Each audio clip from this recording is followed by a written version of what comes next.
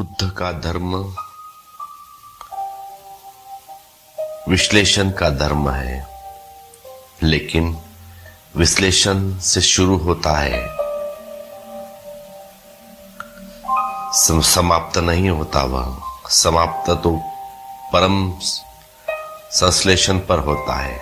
बुद्ध का धर्म संदेह का धर्म है, लेकिन संदेह से यात्रा शुरू होती है, समाप्त नहीं होती। समाप्त तो परम श्रद्धा पर होती है। इसीलिए बुद्ध को समझने में बड़ी भूल हो गई, क्योंकि बुद्ध संदेह की भाषा बोलते हैं।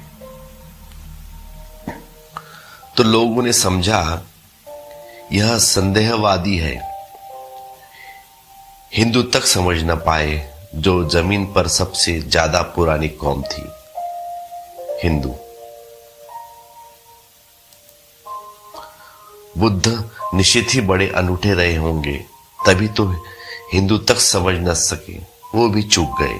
हिंदुओं तक को यहां खतरनाक लगा, आदमी घबराने वाला लगा। हिंदुओं को भी लगा कि यह तो सारे आधार गिर गए, ये सारी आधार गिरा देने वाला धर्म है। और यही आदमी जिसने धर्म के आधार पर पहली दफा ढंग से रखा है। श्रद्धा पर कोई भी आधार रखा जा सकता है, अनुभव पर आधार रखा जा सकता है। अनुभव की छाया पर तो श्रद्धा उत्पन्न होती है। श्रद्धा अनुभव की सुगंध है, और अनुभव के बिना श्रद्धा अंधी है। और जिस श्रद्धा के पास आंख नहीं होती, उससे तुम सत्य की तक पहुंच पाओगे। बुद्ध ने बड़ा दुस्साहस किया है। बुद्ध जैसा व्यक्ति पर भरोसा करना एकदम सुगम होता है। उससे उठने बैठने की प्रामाणिकता होती है। उसके शब्द न शब्द में वजन होता है। उसके होने का पूरा ढंग स्वयं सिद्ध है। उस पर श्रद्धा आसान हो जाती है। लेकिन बुद्ध ने कहा है, तुम मुझे अपनी बैसाखी मत बनाना। तुम अगर लंगड़े हो और मैं बैसाखी के सहारे चल लिए तो कितने दूर तक चलोगे? मंजिल तक तो ना पहुंच पाओगे। आज मैं साथ हूं, कल साथ ना रहूंगा। फिर तुम अपने पैर पर चलना सीखो। मेरी रोशनी से तुम मत चलना, क्योंकि थोड़ी देर मैं रहूंगा साथ में।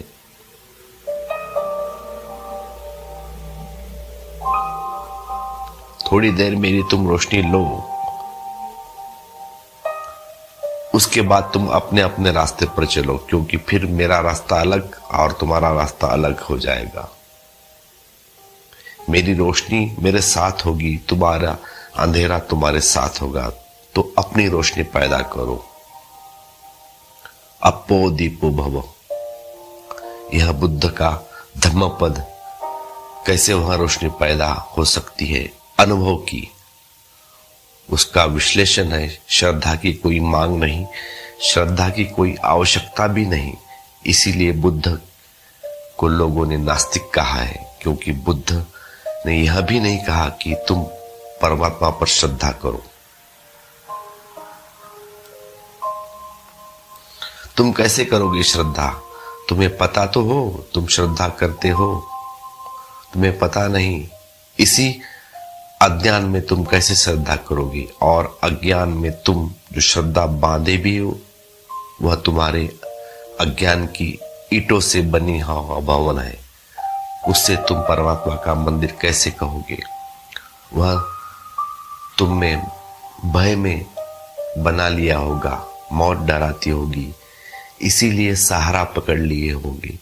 यहाँ जिंदगी हाथ से जाती मालूम होगी, इसीलिए स्वर्ग की कल्पना कर ली होगी। लेकिन इन कल्पनाओं से, भय पर खड़ी हुई इन धारणाओं से कहीं कोई मुक्त हुआ है?